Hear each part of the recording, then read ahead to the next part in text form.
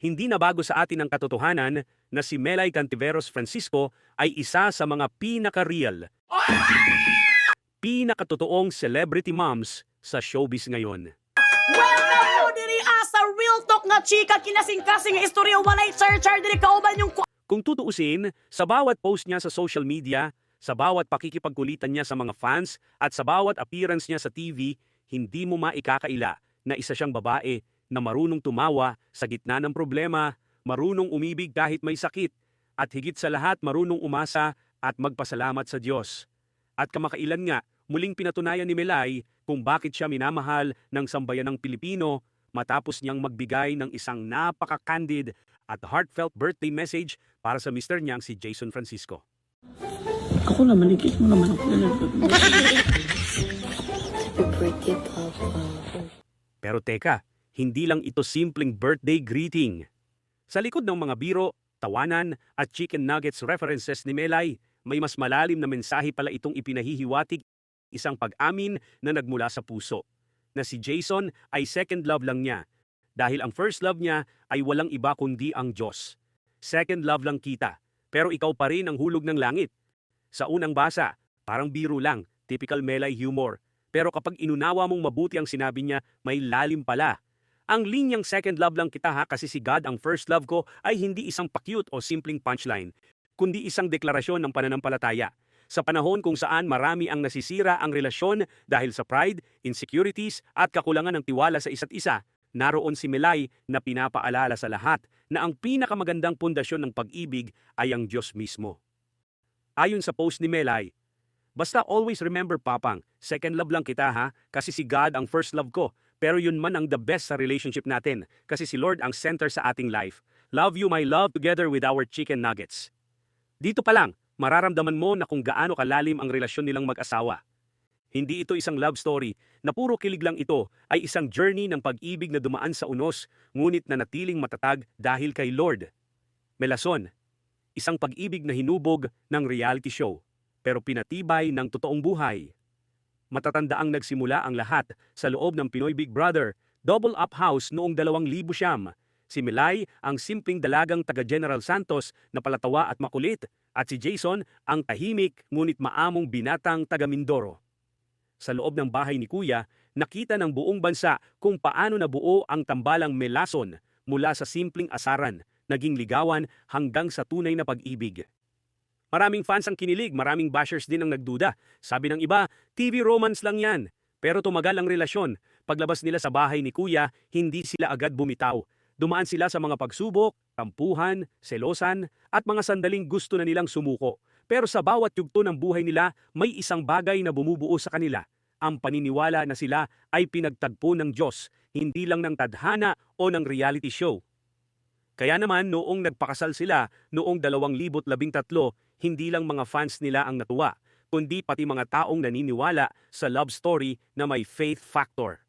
At kahit ilang ulit silang pinagdaanan ng hiwalayan rumors, laging may comeback, laging may Melay and Jason are back together moment na parang teleserye na walang katapusan pero laging may happy ending. Hindi perpekto, pero totoo. Aminado si Melay, hindi sila perpektong mag-asawa. Minsan may tampuhan, minsan may mga salitang nasasabi dahil sa pagod o emosyon. Pero kung titingnan mo ang buong larawan ng relasyon nila, makikita mong mas nangingibabaw ang pagmamahal, pagpapatawad at pagpapakumbaba. Sa kanyang birthday post kay Jason, sinabi niya, "This moment of my life ko, napatunayan ko na kaya pala tayo nagkakilala sa PBB, hindi lang dahil sa Melason fans, pero dahil pala sa mas malalim na rason, at yun ay ang magkasamang matuto sa buhay ng bawat isa." Napakagandang linya na, hindi ba? Dahil sa huli, ang tunay na mag-asawa ay hindi lang dapat nagmamahalan, kundi nagpapatibayan at nagtutulungan sa paghubog ng isa't isa. Si Melay ay natutong maging mas kalmado, mas mature at mas mapagpasensya. Si Jason naman natutong tumanggap, magmahal at umunawa sa paraan ni Melay, isang babaeng puno ng energy, tawa at faith. Faith over feelings. Kapag sinabi mong second love lang si Jason, parang may halong biro. Pero sa konteksto ni Melay, ito ay isang malalim na spiritual declaration. Ang ibig niyang sabihin, hindi niya kayang magmahal ng totoo kung hindi siya nauuna ang mahalin at gabayan ng Diyos. Kaya si Jason bilang asawa ay tumatanggap ng pag-ibig na nakaugat sa pananampalataya. Iyan ang dahilan kung bakit matatag ang kanilang pagsasama kahit ilang ulit na silang napabalitang may tampuhan o hiwalay.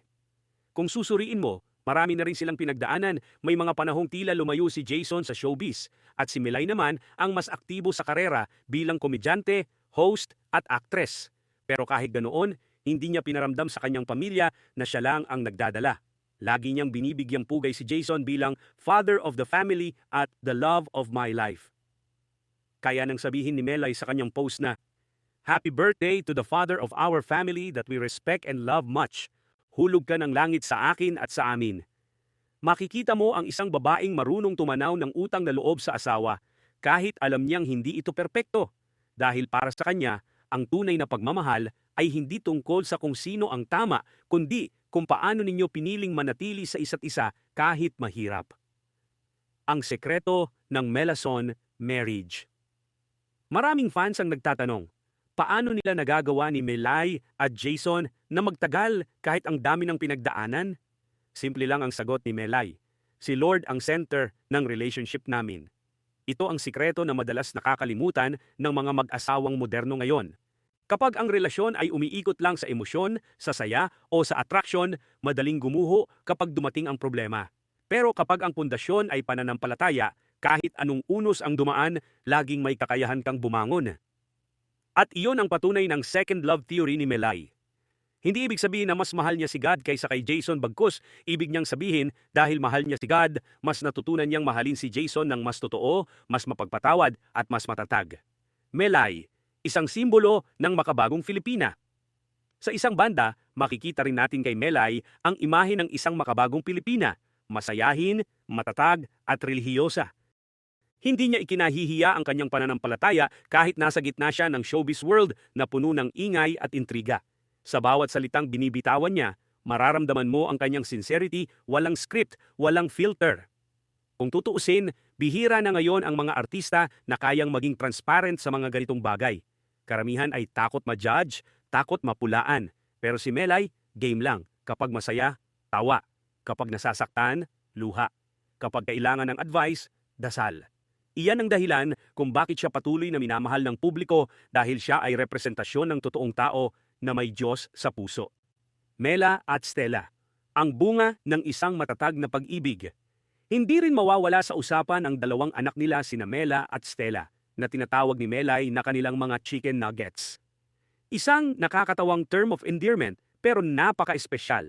Sa mga batang ito, makikita mo ang pagmamahalan ng kanilang mga magulang, puno ng saya, tawa at pagmamahal na may gabay ng Diyos. Sa tuwing nagpo-post si Melay ng family photos nila, laging ramdam mo ang joy of family life. Hindi glitz and glamour ng showbiz, kundi simpleng kaligayahan ng isang pamilyang natutong magtiwala sa isa't isa.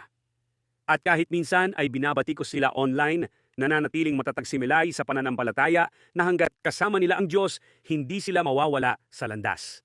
Pag-ibig, patawad at pananampalataya.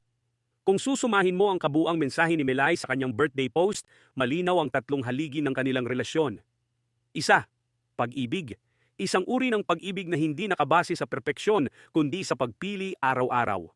Patawad. Dahil sa bawat relasyon, may mga sandaling kailangan mong kalimutan ang pride para manatiling buo. Ikatlong, pananampalataya. Dahil kahit anong effort mo, kung wala ang Diyos sa gitna, madaling masira ang lahat. At iyon ang esensya ng linyang second love lang kita kasi si God ang una. Isang simpleng katotohanan na nagbibigay saysay sa lahat, na kapag ang unang pag-ibig mo ay ang Diyos, lahat ng ibang pag-ibig ay nagiging mas dalisay at mas matatag.